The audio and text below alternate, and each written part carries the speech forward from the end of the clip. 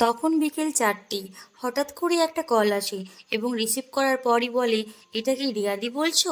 হ্যাঁ বলতেই বলল, তুমি কি আজ ফ্রি আছো দিদিভাই? তাহলে আমায় একটু সাজিয়ে দিতে। কথাবার্তা হবার পর তার ঠিকানায় পৌঁছালাম। এরপর তোমরাই শুনে নাও তার লুকটি কেমন লুক চাই। চাই তোমার আজকে? আমার তেমন বেশি কিছু ডিমান্ড নেই, এমনি হালকার মধ্যে তুমি যেন মানে বেশি ডার্ক যেন না লাগে, আর লিপটা একটু মানে আছে, লিপটা যেন একটু মানে একটু আঁকা টাইপের হয়, আর চোখগুলো যেমন নর্মাল হয় সেরকম নর্মালের মধ্যে করে দেবে। আচ্ছা ঠিক আছে। চলো স্টার্ট করা যাক। মেকআপ করতে করতে সে আমাকে জানালো তাদের বিয়ে আগেই হয়ে গেছে, আজ তাদের অ্যানিভার্সারি। আর এদিকে আমার কথা বলতে বলতে প্রায় লুকও কমপ্লিট হয়ে গেছে। এরপর শুনে নি দিদি ভাইয়ের কেমন লাগলো। বলো, আজকের লুকটা কেমন লেগেছে তোমার? হয়েছে মনের মতন? লিপ, চোখ?